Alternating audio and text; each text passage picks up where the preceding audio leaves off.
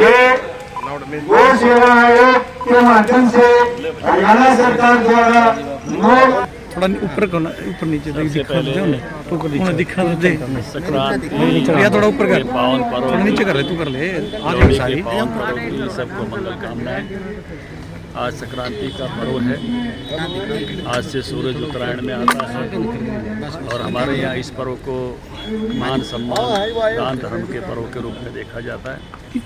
लगभग सभी गौशालाओं के कार्यक्रम इन दिनों में होते हैं। सबसे पहले तो मैं हरियाणा सरकार को, गौ सेवा आयोग को बधाई देता हूँ कि उन्होंने अच्छी राशि इस बार जो है गौशालाओं को दी है प्रति गौ के हिसाब से।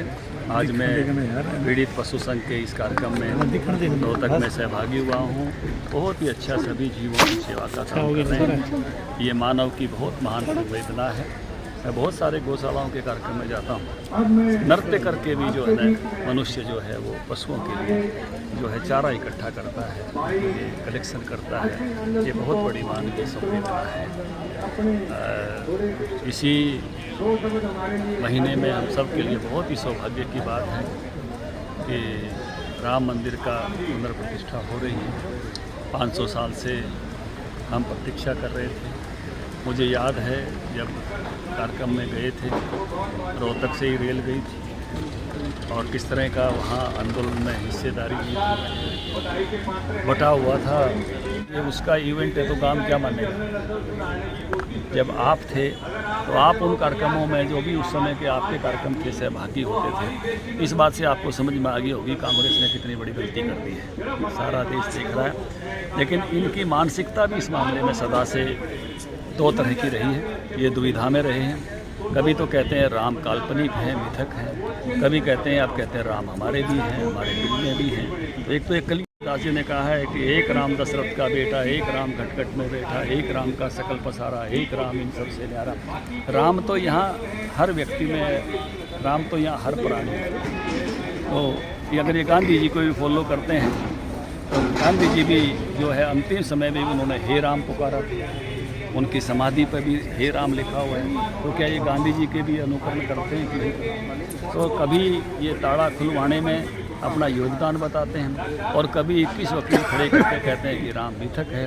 तो कांग्रेस सदा इस दुविधा से घिरी हुई रही है और इसी दुविधा के कारण कांग्रेस जो है वो देश के लोगों के दिलों से उतरी है, क्योंकि दिलों में राम बसते हैं और जो राम का आदर नहीं करता लोग उसका आदर नहीं। लेकिन शंकराचार्य ने मना कर दिया है। वो कह रहे हैं कि उनके साथ बीजेपी जो 3 और धर्मगुरु हैं जिन्होंने ये कहा है कि बीजेपी जो है राजनीति कर रही है और वो जो है अयोध्या में नहीं जाएगी। राम मंदिर के जिस तरह देखिए, बहुत बड़ा देश है, लोकतंत्र भी है, अलग अलग मत के लोग रहते हैं, लेकिन सबसे बड़ा योगदान राम जन्मभूमि ट्रस्ट का है। और राम जन्मभूमि ट्रस्ट ने ही एक तरह से उस आंदोलन को शुरू किया था। इस आंदोलन को देशव्यापी बनाया था। हम गए थे उनके आह्वान पर, 1.25 रुपया दे दे रे भैया राम अल्लाह के नाम का। एक एक घर गांव से शिला लेके आए थे, सिर पे रख के ले आए थे। इमोशंस के साथ लोगों ने दी थी।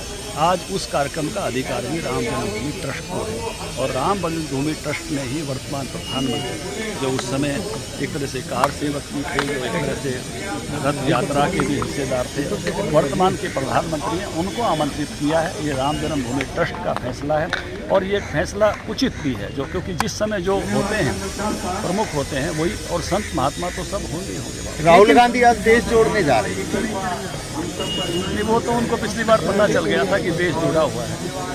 उन्होंने भारत जोड़ो यात्रा निकाली थी तो घूमे तो उनको पता चल गया कि ये देश तो कई हजार सालों से जुड़ा है। अब वो न्याय यात्रा लेके निकले हैं। अब वो न्याय किससे मांग रहे हैं? खुद के लिए मांग रहे हैं, परिवार से मांग रहे हैं कि भाई मेरी शादीशुदी वक्त पर करनी चाहिए थी, या वो किसी और मुद्दे पर मांग रहे हैं। अब उनकी न्याय यात्रा जब आगे आगे बढ़ेगी तो पता चलेगा कि उनका न्याय यात्रा में वो किसके लिए न्याय मांग। पूर्व मुख्यमंत्री भूपेंद्र हुड्डा कहते हैं ना मैं टायर्ड हूँ ना रिटायर्ड हुआ, मुझे मौका उनको शायद ऐसा लग रहा है कि वो रिटायर हो रहे हैं, क्योंकि नहीं तो ये कहने की जरूरत क्या थी? किसी ने पूछा थोड़ी था। इसलिए कहीं ना कहीं उनके दिल में हलचल है। लोकसभा का चुनाव की तैयारी वहां में गया तो एक गिर गाय 69 किलो दूर थी। उन्होंने बहुत अच्छा डेवलप किया और जो प्रोग्राम देखे उस प्रोग्राम का भी असर मेरे दिमाग से जाता है। प्रोग्राम क्या था कि आप यहाँ पर इतना अच्छा काम कर रहे हैं। मैं घर से चला तो मुझे नहीं पता था इतना लंबा चौड़ा वो है, तो मैं सोच रहा था, मैंने 3-4 गौशाला मतलब बेटा भेजा है, आज कई जगह प्रोग्राम है, मैं कहा भाई 5-5 लाख रुपये तो दिया, ये सब नए घोषणा करेंगे, सबको भिजवा देंगे। और यहाँ पर आया, मैं देखने लगा 2005 तो मैं कहा थोड़े हैं, ये तो 10 करने चाहिए। फिर मैंने लगा यार और भी नहीं, मैं 15 लाख रुपये यहाँ आप काम इतना बढ़िया कर रहे हैं कि मेरे भी दिल में आया। मैं कह रहा था भाई ये गऊ को गोबर वगैरह जो लगाया हुआ है, नहाने की क्या व्यवस्था है? तो इन्होंने कहा जी अब तो सर्दी है।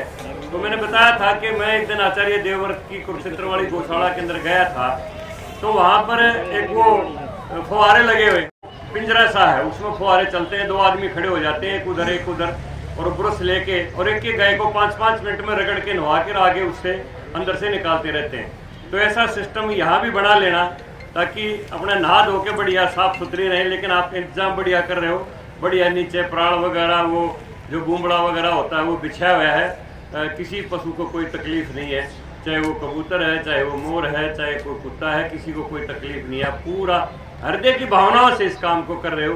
मैं बार बार आपके संघ को बधाई देता हूँ। आपके सबके जीवन में खुशियाँ रहें, ऐसी परमात्मा से प्रार्थना करता हूँ। आज कई प्रोग्राम हैं, धनखड़ साहब हमारे पार्टी के मेरे से बहुत सीनियर हैं, लेकिन मैं इतनी गुस्ताखी करूँगा कि बोल के